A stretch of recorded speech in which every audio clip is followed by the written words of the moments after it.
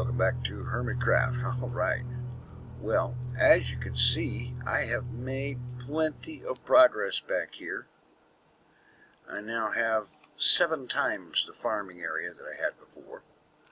And I still need to move this wall back that way a few more blocks so that I can fit an 8th set of farm in there. And that's good. Got it all planted, growing and producing. And yeah, it's looking good. But there is one other thing. I've kind of noticed this myself, and a few of y'all pointed this out in the comments, that these walls, while they do look good, are kind of plain all the way through, and they need something to kind of break them up just a little bit. And well, so I went in, I got some sea lanterns, some of these magma blocks, and now let's, okay,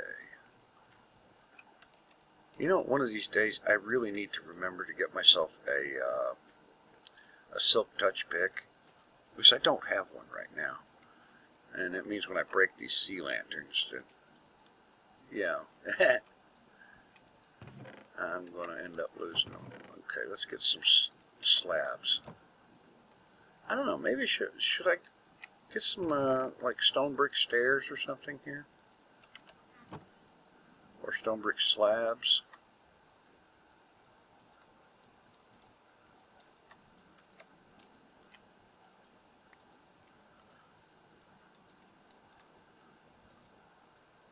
All right, let's get some of each. Let's see what looks good. Okay, now the idea is to basically put something in these walls that will kind of break up the monotony of them a little bit. So like, for example, if I were to put a sea lantern there, I could leave it like that, or perhaps I could put a slab on the bottom, or put one on the top like that, and then like maybe an upside down stair. That would let the light through, but you wouldn't see the thing. And then there's other ideas like iron bars, or fence posts and stuff like that.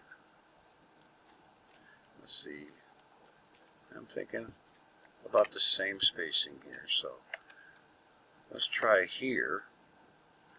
It's gonna magma cube that one. Let's pop another one down here and try a slab.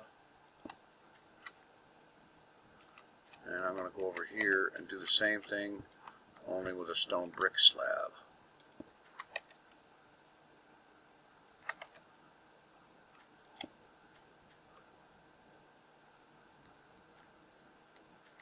Something like that. And you know, I'm thinking about it. The sea lanterns,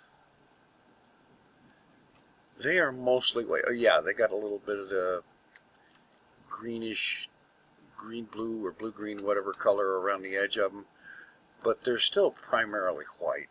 And I'm thinking that's probably not the best answer, because with the end rods I've already got tons of the white, and the sort of off-white gray of the stone slabs on the ceiling.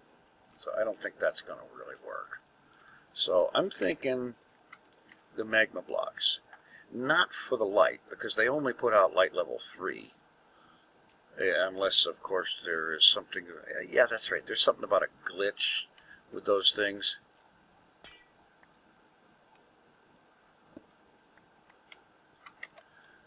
That allows them to put out more light.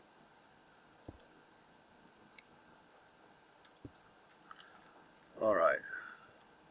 So we've got the block itself with a stone slab and with a stone brick slab, and then of course there is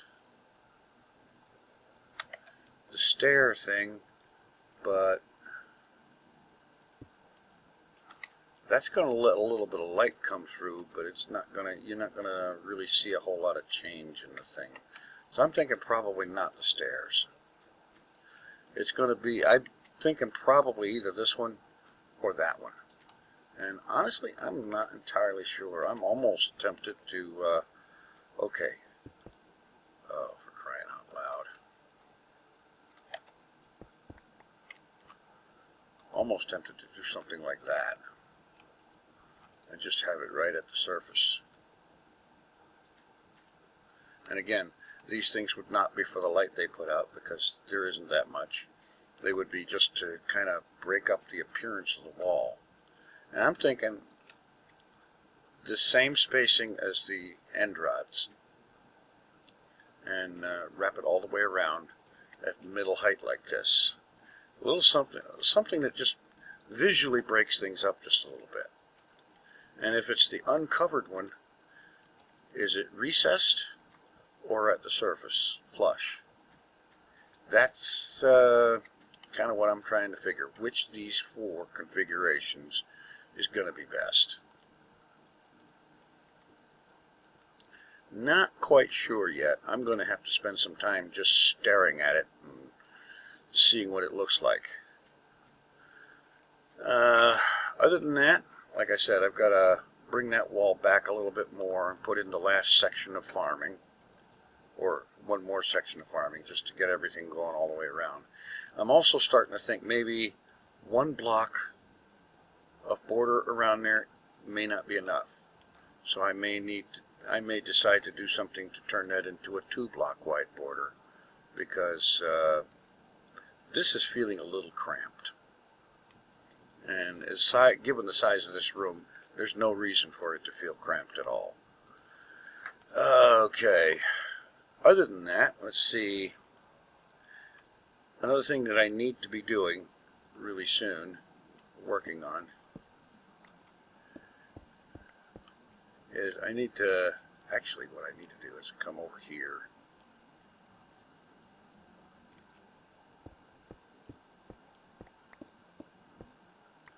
And I need to dig this that way so that there is the beginning of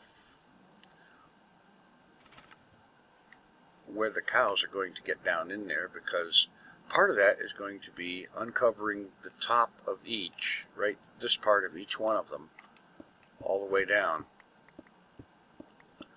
And then I can have streams going up that way to wherever, whatever situation I'm going to have for where the cows are going to come from.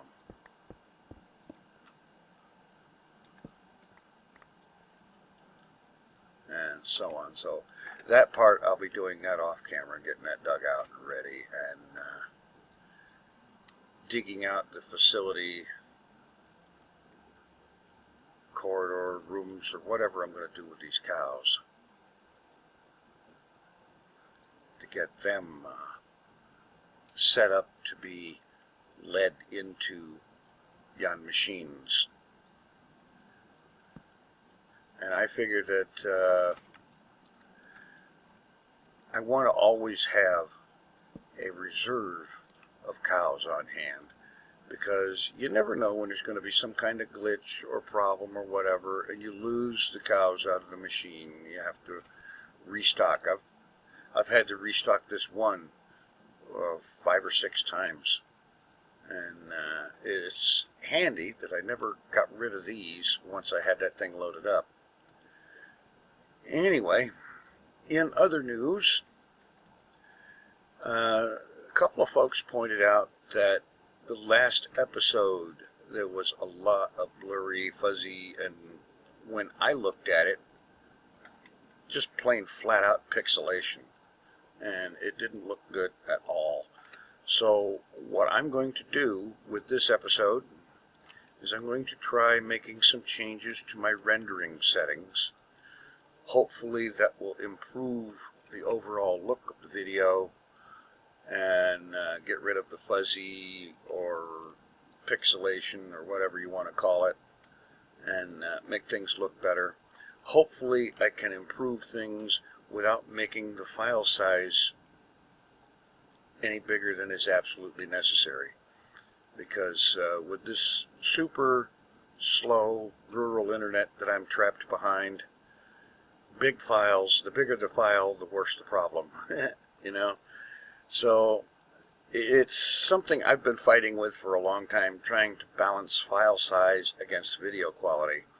And it's not easy, because when it comes to video quality, the bigger the file, the better the quality is going to be. And that's just the way it is. And at least one, I think maybe two persons were wondering if perhaps the fault was in the software I use to record with, which is Fraps. And no, I don't believe so, because Fraps records at an insanely high bit rate. To be specific, it records at 375 megabits per second. That is hideously, insanely high bit rate, which is why Fraps files are so fracking large, so humongous. They're so huge because it's using a god-awful high bit rate. So it's not Fraps.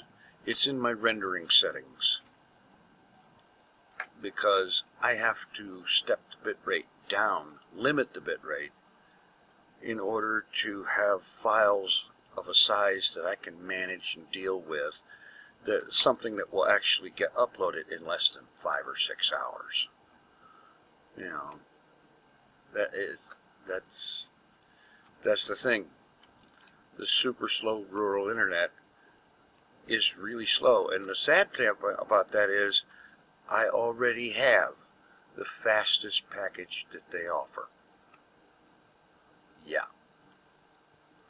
And I can't just go to another ISP, because where I live, there is no other ISP. You've got one thing. CenturyLink is the only game in town around here. Yeah.